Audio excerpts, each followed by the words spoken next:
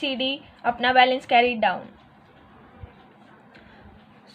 आज हम लोग बुक कीपिंग एंड अकाउंटेंसी का first chapter introduction to partnership and partnership final accounts का 7th इलस्ट्रेशन पढ़ेंगे।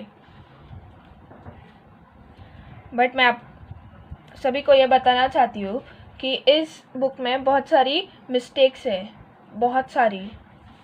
इसलिए इन टेक्स्ट बुक पर ज़्यादा रिलाई मत कीजिए प्लीज़, मेरी आपसे ये बहुत हम्बल रिक्वेस्ट है। If you like our video please hit the like button, please subscribe कीजिए, प्लीज़ कमेंट कीजिए and please press the bell icon to get our latest videos. बिना देरी किए लेट्स गेट स्टार्टेड।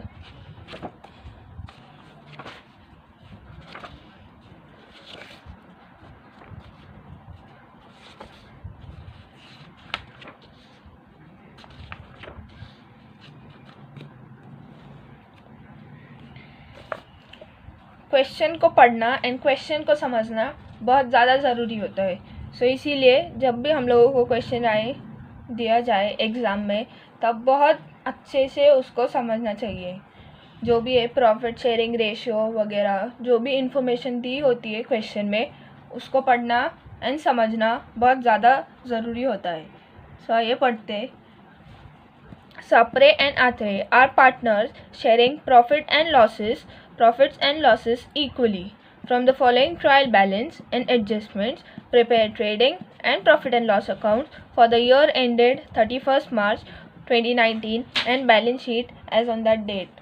मतलब हमको trading account, profit and loss account and balance sheet बनाने के लिए कहा गया है।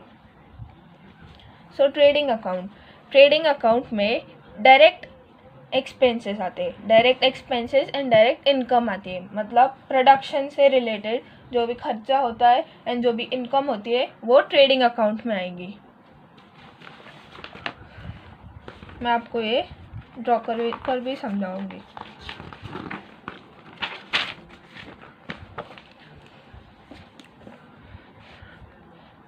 ट्रेडिंग अकाउंट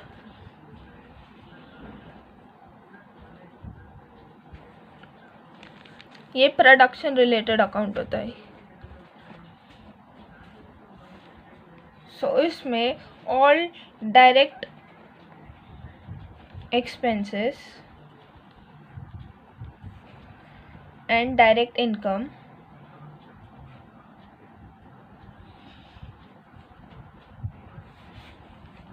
सब इसमें होंगे। ट्रेडिंग अकाउंट में हम लोग direct expenses and direct income, इसको हम लोग factory related expenses, trading account को फैक्ट्री से रिलेटेड अकाउंट भी बोला जाता है।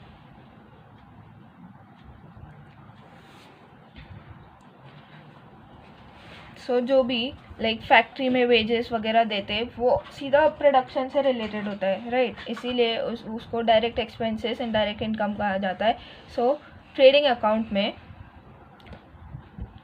Factory and direct expenses and direct income लिखी जाएगी। एंड P&L, अब P&L में indirect expenses and indirect income के बारे में लिखते हैं हम लोग। जो भी एंट्रीज पास करते हैं वो इनडायरेक्ट होती है। Indirect expenses and indirect income, इसको हम लोग ऑफिस से रिलेटेड, P&L अकाउंट को ऑफिस रिलेटेड अकाउंट कहा जाता है। ये debit side, this is credit side. Again left hand side of any account is debit and right hand side is credit. And please don't forget to write debit and credit in any account because examiner को chance मिल जाएगा, examiner को chance मिलेगा कि इसको half या फिर 1 mark काट लें। इसीलिए कभी भी डेबिट या क्रेडिट लिखना मत भूलना। अभी balance sheet,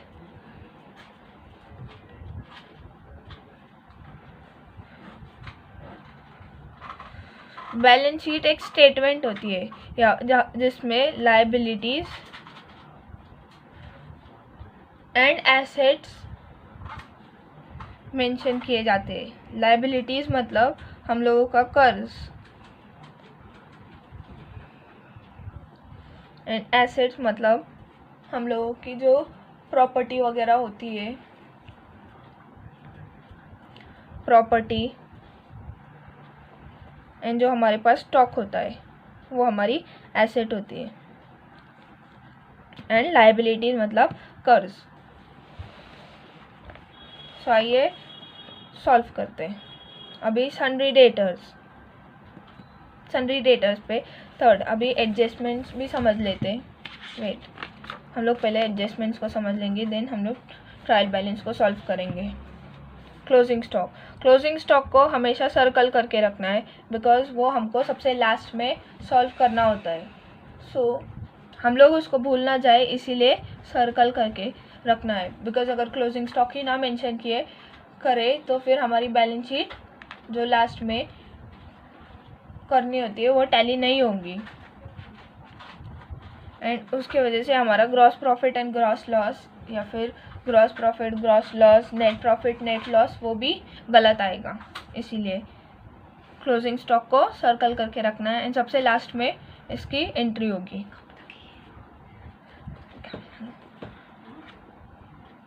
depreciate land and building at 5% and machinery at 10%। सो हम लोगों को डेप्रिसिएशन लैंड एंड बिल्डिंग पे 5% निकालना है एंड मशीनरी पे 10% निकालना है, वो मैं आपको बताऊंगी।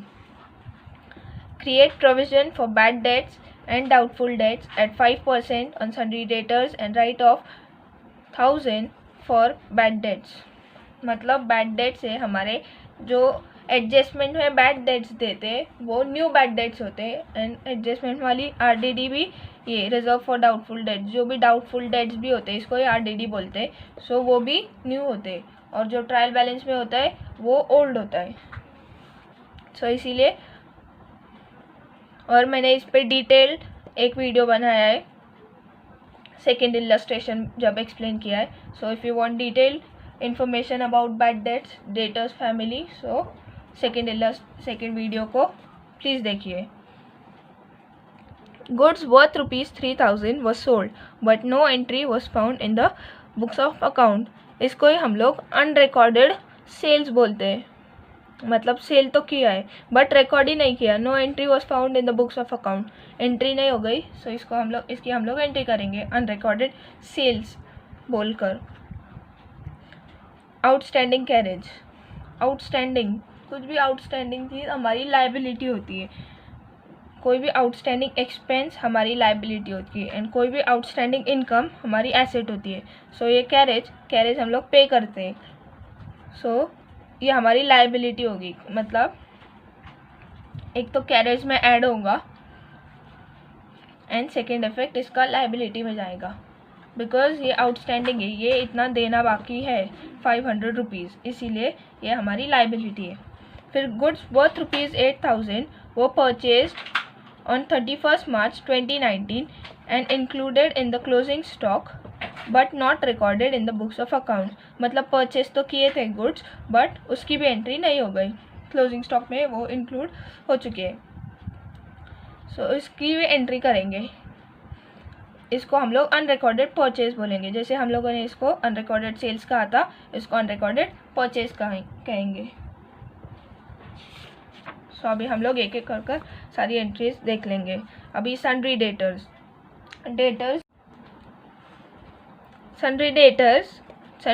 पर थर्ड नंबर की एंड फोर्थ नंबर की एडजस्टमेंट है।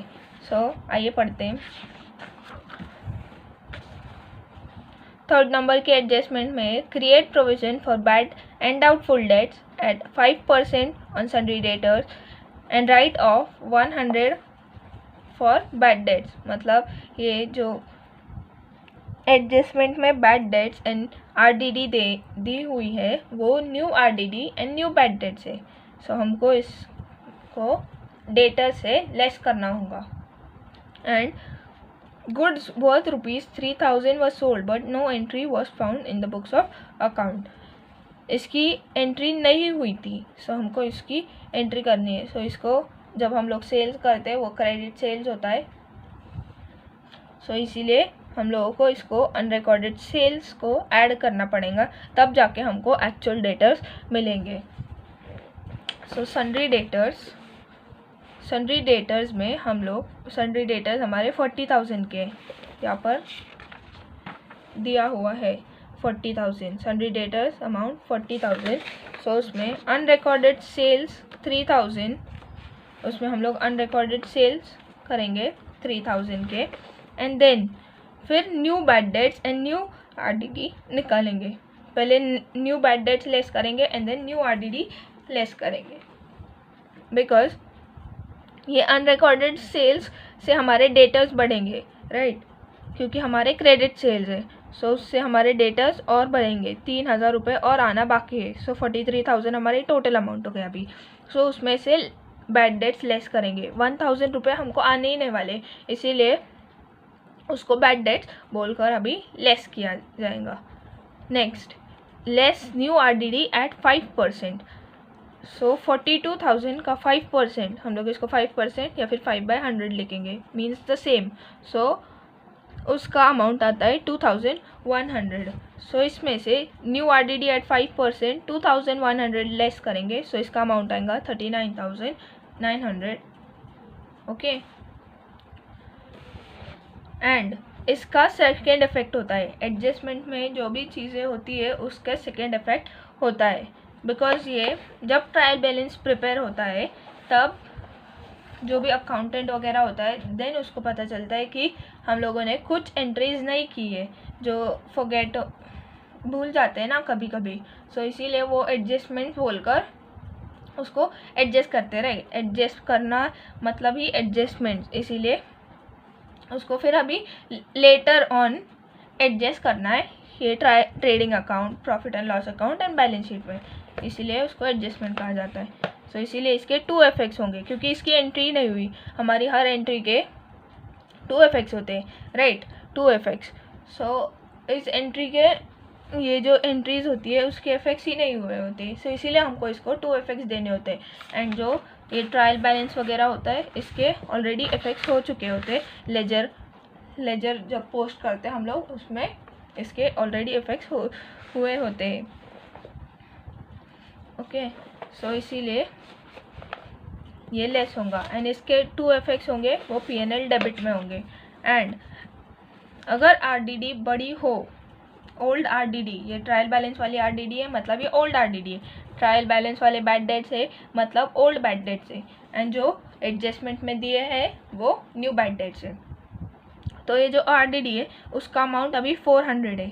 अगर 400 से ज़्यादा मतलब अगर bad debts, old bad debts, new bad debts and new RDD से अगर इसका अमाउंट ज़्यादा हो, उन तीनों का sum, bad debts, old bad debts, new bad debts and new RDD का सम अगर ओल्ड आरडीडी से ज़्यादा हो तो हमको ये ओल्ड आरडीडी को P&L डेबिट से ही लेस करना है। एंड अगर आरडीडी, ओल्ड आरडीडी का अमाउंट बैड डेट्स ओल्ड वाले, न्यू वाले बैड डेट्स और न्यू आरडीडी से ज़्यादा हो ये ओल्ड आरडीडी का, सो फिर हम लोग इसको क्रेडिट में लिखते हैं, ओल्ड आरडीडी क्रेडिट में लिखते हैं P&L के, एंड देन उसमें से ओल्ड बैड डेट्स,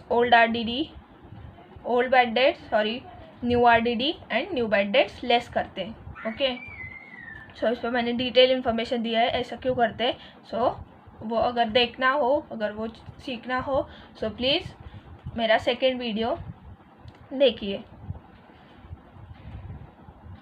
मैंने उसमें शिल्पा एंड कटरीना का जब इलस्ट्रेशन सॉल्व किया था तब उसमें बताया था एकदम डीपली कि क्यों ऐसा होता है।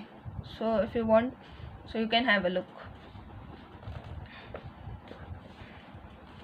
सो मैंने जैसे यहाँ पर सॉल्व किया है, sundry debtors, add unrecorded sales, add less new bad debts, less new RDD, so वैसा ही यहाँ पर सॉल्व किया है। एंड लेस ये न्यू बैड डेट्स नाउ लिखा है इन्होंने न्यू, सो इसीलिए कहा था इसमें मिस्टेक्स है, don't rely on it much. And second effect P&L, right. P&L में ओल्ड बैड डेट्स पहले लिखेंगे 1000, यहाँ पर दिया है 1000, ओल्ड बैड डेट्स 1000, फिर RDD भी दी है 400 है वो, ओके। तो उसमें न्यू ऐड करेंगे, न्यू भी हमारे 1000 है, यहाँ पर दिया है 1000 लेस, सॉरी ऐड, ये भाई भाई होते हैं तो इसीलिए ऐड करते हैं। फिर ऐड न्यू RDD, ये न्यू एस्टिमेशन होता है, सो इसको भी ऐड करेंगे 2100। फिर उसमें से ये ओल्ड एस्टिमेशन जो ओल्ड RDD है उसको लेस करेंगे, फिर उसका टोटल अमाउंट आउटर कॉलम में आएगा 3700, ओके। आई होप आपको ये समझ में आया होगा। सेकेंड परचेजेस, ये purchases, opening stock, sales, purchase return वगैरह ये सब पहले से ही लिख कर रखना होता है, बिकॉज वो हर एक इलस्ट्रेशन में आता है मोस्ट प्रोबेबली। सो इसीलिए हमको ये पहले से ही लिख के रखना होता है। ये स्टार्टिंग में ओपनिंग स्टॉक सीधा आउटर कॉलम में लिखते हैं। टू ओपनिंग स्टॉक 18,000 सीधा आउटर कॉलम। परचेजेस पर 6000 की 6 एडजस्टमेंट है। 6 goods worth ₹8,000 were purchased on 31st March 2019 and included in the closing stock but not recorded in the books of account। मतलब purchase तो किया था बट उसकी वो जो अनरिकॉर्डेड परचेज थे उसकी एंट्री नहीं हुई थी, तो परचेज में ऐड करेंगे। परचेज हमारा ट्रेडिंग डेबिट पर आता है। टू परचेजेस, ये ऊपर साइड वाला इज ट्रेडिंग एंड नीचे वाला is profit and loss. So to purchases 65,000 add unrecorded 8,000, right. So इसका टोटल आया 73,000। फिर उसमें से लेस रिटर्न्स करेंगे, जो रिटर्न होता है परचेज रिटर्न। और परचेज रिटर्न का जब भी बैलेंस देखेंगे, अगर रिटर्न ही दिया हो, हमको समझना है ये कौन सा रिटर्न है, सेल या परचेज। तो परचेज का डेबिट बैलेंस होता है, राइट, इसीलिए डेबिट साइड पर आता है। तो वैसे ही परचेज का उल्टा होता है परचेज रिटर्न, ऑपोजिट होता है, राइट, इसीलिए उसका जो भी आएगा बैलेंस वो क्रेडिट बैलेंस होगा। परचेज रिटर्न का हमेशा क्रेडिट बैलेंस होता है एंड परचेज का हमेशा डेबिट बैलेंस होता है। वैसे ही सेल्स का हमेशा क्रेडिट बैलेंस होता है एंड सेल्स रिटर्न अगर होगा तो उसका हमेशा, ये रिटर्न्स दिया है यहाँ पर, सो वो हमेशा डेबिट बैलेंस होगा, क्योंकि वो ऑपोजिट होते हैं। हमने सेल किया बट सेल फिर से आ गया, रिटर्न आ गया, राइट, तो ऑपोजिट हुआ, इसीलिए इसका डेबिट बैलेंस, इसका क्रेडिट बैलेंस, इसका डेबिट बैलेंस, तो इसका क्रेडिट बैलेंस, ओके। सो परचेजेस में ऐड करेंगे एंड लेस रिटर्न करेंगे। रिटर्न वाली 1500 वाली अमाउंट लेनी है, 1500 ये क्रेडिट बैलेंस वाला ही लेना है, बिकॉज परचेज रिटर्न हमेशा क्रेडिट होता है। सो 1500 लेस करने के बाद 71,500 आउटर कॉलम में आ जाएगा। नेक्स्ट रिटर्न्स, ये सेल्स रिटर्न है, अभी कहा मैंने सेल्स रिटर्न का डेबिट बैलेंस होता है। तो सेल्स में से उसमें सेल्स में अनरिकॉर्डेड सेल्स ऐड करेंगे एंड देन सेल्स रिटर्न को लेस करेंगे। सो सेल्स 85,000, अनरिकॉर्डेड सेल्स यहाँ पर दिया है, unrecorded sales 3,000 and less return. So इसका टोटल अमाउंट 88 आएगा, 85 + 3 इज 88,000, राइट। और फिर उसमें लेस रिटर्न्स करेंगे उसमें से, सो 87,200 आएगा आउटर कॉलम में।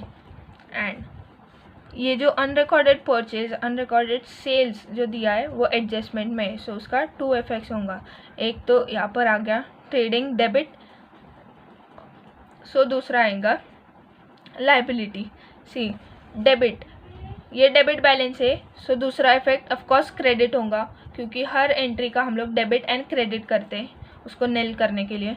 सो एक डेबिट, सो दूसरा क्रेडिट। लाइबिलिटी साइड हमेशा क्रेडिट होती है, राइट, एसेट का डेबिट होता है, एसेट का बैलेंस हमेशा डेबिट, लाइबिलिटी मतलब क्रेडिट। तो हम लोग अगर समझना हो तो फिर ऐसा भी समझ सकते हैं, अगर एसेट्स बढ़ जाए तो हम लोग उसको डेबिट करते हैं, राइट, एंड एसेट्स अगर घट जाए तो उसको क्रेडिट करते हैं, एंड लाइबिलिटी बढ़ जाए तो उसको क्रेडिट करते हैं। सो इसीलिए लाइबिलिटी का क्रेडिट बैलेंस, एसेट्स का debit balance.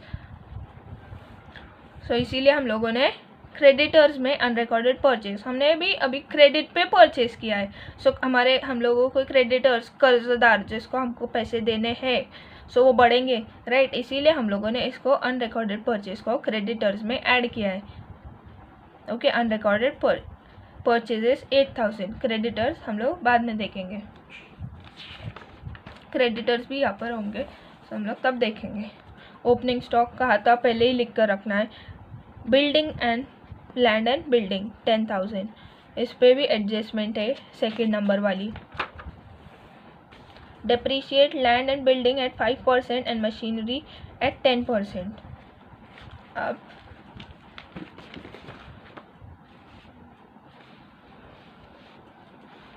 Land and building पे 5% डेप्रीसिएशन निकालना है। सो 10,000 का 5% इज़ 500 रुपीज़। ओके, सो हमको लैंड एंड बिल्डिंग हमारी एसेट होती है, right. So land and building हम लोग एसेट साइड में लिखेंगे 10,000 इनर कॉलम, फिर उस पे से लेस डेप्रीसिएशन 5% 500। सो 10,000 में से 500 लेस करेंगे, so amount will be 9,500 outer column में।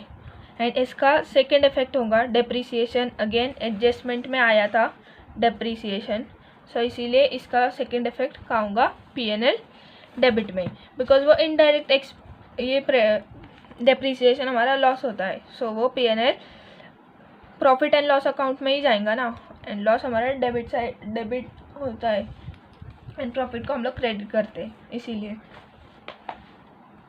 सो उसको depreciation on land and building 500 rupees and machinery at 10%, machinery at 10% हमको डेप्रीशिएट करने।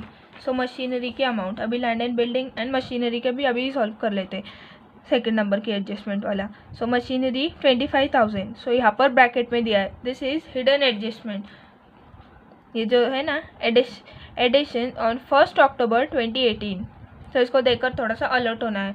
ओके, एडिशंस ऑन 1 अक्टूबर 2018 10,000, मतलब ये जो 25,000 का अमाउंट है उसमें 1 अक्टूबर के इसमें ही इंक्लूडेड है 10,000 की मशीनरी जो 1 अक्टूबर को लाई गई थी बिजनेस में।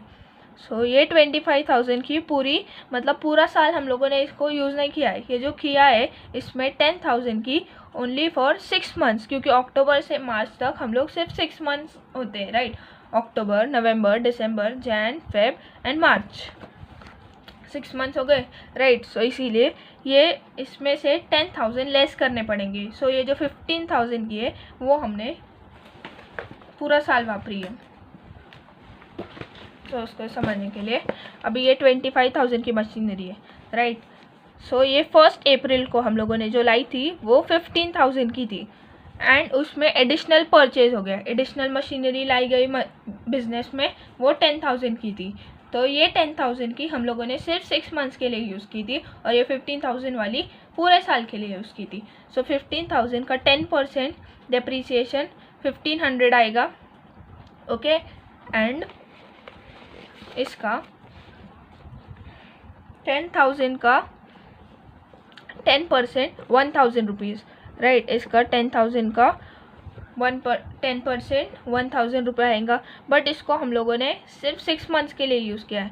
सो इसीलिए 6/12 फिर मतलब पूरा ईयर एंड 6/12 क्योंकि 6 मंथ्स के लिए यूज़ किए।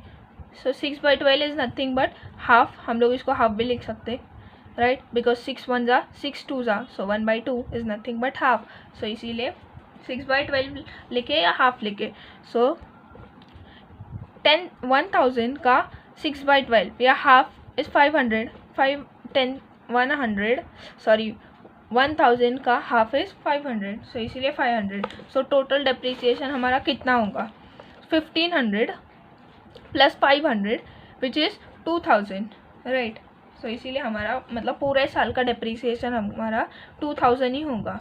नहीं तो हम लोग ऐसा भी समझ सकते हैं मतलब कि ये 25,000 हमारा ट्रायल बैलेंस में दिया है, सो वो पूरे साल के लिए यूज़ किया है एंड फिर एडिशनल उसमें 10,000 ऐड करेंगे 35,000, वो गलत हो जाएगा। सो वैसा नहीं करना है, हमेशा याद रखना है कि उसमें दिया है एडिशनल, यहाँ पर लिखा हुआ है ब्रैकेट्स में। सो इसीलिए ध्यान से ये एडजस्टमेंट को सॉल्व करना। सो वैसे machinery plant and machinery 25,000 less depreciation 2,000, right. हमारा 2,000 आया एंड 2,000 कैसे आया वो भी मैंने बताया, 1,500 प्लस 200 1500 प्लस 500 दैट इज़ 2000। सो ये डेप्रीसिएशन का भी सेकेंड इफेक्ट होगा PNL में। सो PNL में 2000, सो आउटर कॉलम में 2000 प्लस 500 इज 2500।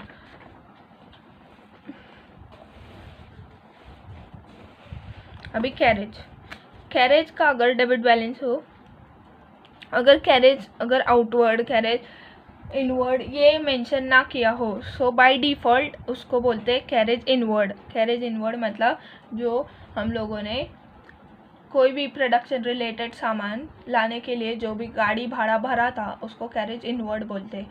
सो ये अगर कैरेज ही मेंशन किया हो, इनवर्ड या आउटवर्ड कुछ मेंशन ना किया हो, सो हमेशा समझना है कि by default this is carriage inward. So carriage inward हमेशा ट्रेडिंग अकाउंट में जाता है, डेबिट में। सो ट्रेडिंग अकाउंट के डेबिट में टू कैरेज 1200, उसमें भी एडजस्टमेंट है। आउटस्टैंडिंग कैरेज मतलब ये पूरा साल का कैरेज नहीं है, अगर 500 ऐड करेंगे तो पूरे साल का कैरेज होगा। सो इसीलिए 1200 में 500 ऐड किया तो 1700 आ गया, 1700 आउटर कॉलम में आ गया। एंड ये आउटस्टैंडिंग कैरेज क्योंकि एडजस्टमेंट में, इसीलिए इसका सेकेंड इफेक्ट होगा। सो आउटस्टैंडिंग एक्सपेंस, मैंने कहा था स्टार्टिंग में ही, आउटस्टैंडिंग एक्सपेंस हमारी लायबिलिटी होती है। सो इसीलिए outstanding expense carriage 500, okay, liability में आ गया। Next rent, rates and taxes. ये रेंट हम लोग ऐसा मतलब ऑफिस रिलेटेड, सो इसीलिए ये PNL डेबिट में जाएगा। To rent, rates and taxes 1000, no adjustment, so सीधा आउटर कॉलम। ड्राइंग्स, ये ड्राइंग्स कैपिटल से लेस होंगी, सो अभी कैपिटल वाले भी सॉल्व कर लेंगे एडजस्टमेंट। अभी कैपिटल वाला सप्रे 35,000, आत्रे 35,000, ओके, इनका कैपिटल होगा लायबिलिटी। बिजनेस की लायबिलिटी होती है राइट कैपिटल, क्योंकि हम लोग बिजनेस होते हैं एंड ये ओनर्स ऑफ बिजनेस, सो ये हमारी लायबिलिटी होती है। हमको प्रॉफिट जो भी मिलेगा इनको देना होगा, क्योंकि हमको बिजनेस को प्रोवाइड कर रहे कैपिटल राइट, इसीलिए प्रॉफिट या लॉस जो भी। सो सप्रे का कैपिटल 35,000 और अल्तरे का भी कैपिटल 35,000, उसमें लेस करेंगे ड्राइंग्स। इन्होंने पहले नेट प्रॉफिट ऐड किया है और ड्राइंग नेट प्रॉफिट ऐड किया है, देन ड्राइंग्स को लेस किया है। हम लोग पहले भी ड्राइंग्स को लेस कर सकते हैं, ऐसा कुछ नहीं। सो हम लोग जब नेट प्रॉफिट आएगा तब उसको सॉल्व करेंगे, लाइक जैसा बुक में दिया है, इसीलिए। नेक्स्ट इज सैलरीज 3200, ये PNL डेबिट। ये ऑफिस वाले, ऑफिस में जो भी एम्प्लॉय काम करते हैं उनको सैलरी मिलती है, इसलिए ये PNL डेबिट में जाएगा 3200। नेक्स्ट इज बैड डेट्स हो गया, मशीनरी भी हो गया, एडवर्टीजमेंट भी ये ऐसा प्रोडक्शन रिलेटेड खर्चा नहीं होता है राइट, इसीलिए ये भी PNL डेबिट में ही जाएगा। So advertisement 4000 PNL debit to advertisement 4000 right. And provident fund investment, मैं इस पे एक नेक्स्ट वीडियो बनाऊंगी जिसमें पूरा प्रोविडेंट फंड कैसा होता है वो बताऊंगी। प्रोविडेंट फंड अभी के लिए थोड़ा शॉर्ट में बताती हूँ। प्रोविडेंट फंड मतलब जो बिजनेसमैन, अगर बिजनेस में हम बिजनेस है और उसमें कोई एम्प्लॉय है, उसमें उस एम्प्लॉय की सैलरी है 10,000, ओके, पर मंथ सैलरी है 10,000। सो उसमें से हम लोग समझो प्रोविडेंट फंड कहकर 1,000 रुपीज़ निकालते हैं। मतलब ये प्रोविडेंट फंड मतलब ऐसा फंड जो हम लोग सैलरी, एम्प्लॉय के सैलरी से कट करते हैं, वो कुछ परसेंट में होता है, सो हमको उसको कम करना होता है। लाइक इसका 10% होगा समझो, फॉर एग्जांपल ये 10% का PF है प्रोविडेंट फंड, ओके। सो इसका 10% 1,000 होगा। सो 1,000 इसको सैलरी नहीं मिलेगी, मतलब इसको, इस एम्प्लॉय को, ये एम्प्लॉय ए को सिर्फ 9,000 सैलरी मिलेगी हर मंथ, ओके। उसका 1,000 हमेशा लेस होता रहेगा, क्योंकि ये प्रोविडेंट फंड उसकी फिर बाद में उसको जब वो रिटायर हो जाता है कंपनी से, बिजनेस से, सो फिर उसको तब मिलती है ये जो भी फिर इसका अमाउंट होगा 1,000 पर मंथ का ऐड करके जो भी अमाउंट होगा, फिर वो प्रोविडेंट फंड उसको, उस एम्प्लॉय को, इस एम्प्लॉय को जाकर मिलेगा जब वो रिटायर वगैरह होगा, इसीलिए। इसलिए ये प्रोविडेंट फंड, ये जो बिजनेस होता है, बिजनेसमैन, ओनर जो होता है, बॉस कंपनी का, वो हर महीने उसका 1000 रुपीज़ निकालता है। एंड इसी 1000 को अगर अभी स्टोर करके रखना है, सो इसको वो बैंक में स्टोर करता है, सो उसको हम लोग प्रोविडेंट फंड इन्वेस्टमेंट बोलते हैं। सो समझा? मैं इस पर एकदम डिटेल्ड वीडियो बनाऊंगी, नेक्स्ट वीडियो में बताऊंगी पूरी detailed information, so please don't miss that video too. सो प्रोविडेंट फंड इन्वेस्टमेंट हमारी एसेट होंगी हमेशा 18,500, क्योंकि वो एम्प्लॉय को मिलने ही वाला है, राइट। एंड उसके प्रोविडेंट फंड का हमको ये भी मिलेगा, अगर हम लोग कुछ बैंक में डिपॉजिट करते हैं तो हमको उसका इंटरेस्ट भी मिलता है, राइट। सो इसीलिए प्रोविडेंट फंड इन्वेस्टमेंट हमारी एसेट होती है। सो 18,500 रुपीज़ ओके, एसेट में आ गया। एंड ओके, अभी हमारी डेबिट साइड सॉल्व हो गई। क्रेडिट साइड में हमेशा लायबिलिटीज़ होते हैं या फिर इनकम होती है। यहाँ पर हमें कभी भी एसेट नहीं दिखाई देंगे। डेबिट बैलेंस में होता है तो एसेट होता है या फिर एक्सपेंस होता है, एक्सपेंडिचर या एसेट। ओके, ये हमेशा याद रखना। एंड इसमें क्रेडिट साइड में लायबिलिटी या फिर इनकम होगी। सो सेल्स हमारी इनकम है, ऑफ कोर्स। सेल्स का मैंने बताया था आपको, ये कैसे 87,200 आया था, सेल्स हो गया हमारा। नेक्स्ट सन्ड्री क्रेडिटर्स हमारी लायबिलिटी, है, क्योंकि हमको उनको पैसे देने बाकी होते हैं। सो 23,000 मैंने कहा था, ये बाद में देखेंगे। सो 23,000 में अनरिकॉर्डेड परचेज ऐड किए 8,000 वाले, सो 31,000 उसका अमाउंट आएगा आउटर कॉलम में। ओके, नेक्स्ट कैपिटल हो गया था, मैंने बताया था। ड्राइंग्स का हम लोग बाद में देखेंगे, नेट प्रॉफिट निकालने के बाद। सो प्रोविडेंट फंड, ये प्रोविडेंट फंड एम्प्लॉय का फंड होता है, ऑफिस रिलेटेड ऑफ कोर्स। सो फिर P&L डेबिट में नहीं, सॉरी, P&L डेबिट में नहीं होगा, क्योंकि प्रोविडेंट फंड लायबिलिटी होती है, बिकॉज वो हमको बिजनेस को, हम बिजनेस है, राइट। सो बिजनेस को देनी होती है प्रोविडेंट फंड एम्प्लॉय को। सो इसीलिए प्रोविडेंट फंड हमारी लायबिलिटी होती है। सो वो 10,000 होगा। ऑफ कोर्स, प्लीज़, वो मेरा गलत हो गया था। रिटर्न्स ये हो गया था। Commission pre received advance, pre received is known as advance में रिसीव किया हमने। सो कमीशन हमको एडवांस में ही मिला है, तो हमको उसकी सर्विस भी देनी होगी, राइट। सो इसीलिए वो भी हमारी लायबिलिटी है। Commission received in advance 800 outer column. तो अभी RDD ये हम लोगों ने पहले ही सॉल्व किया था। सो अब पूरा हमारा ट्रायल बैलेंस ख़त्म हो चुका है, डेबिट साइड भी एंड क्रेडिट साइड भी। अभी आते हैं एडजस्टमेंट्स पे। एडजस्टमेंट भी हमने सारे सॉल्व किए except closing stock. So closing stock आता है एक तो ट्रेडिंग क्रेडिट एंड उसका सेकेंड इफेक्ट, ये एडजस्टमेंट में है तो सेकेंड इफेक्ट होगा ज़रूर। Second is closing stock, asset होती है हमारी, क्योंकि वो स्टॉक इन हैंड तो नहीं बोलेंगे इसको, बट वो हमारी एसेट होती है, बिकॉज वो हमारा at the end of the year हमारे पास ही होता है, हमारे बिजनेस में जितना बचा होता है। सो इसीलिए 23,000, देखो इसकी अमाउंट यहाँ पर ले, ऐसा इसको रॉन्ग हुआ है। सो ये क्लोजिंग स्टॉक थोड़ा नीचे आना चाहिए था, सो वो गलत है। फिर इसको अब ग्रॉस प्रॉफिट या ग्रॉस लॉस जो भी है वो निकलेगा।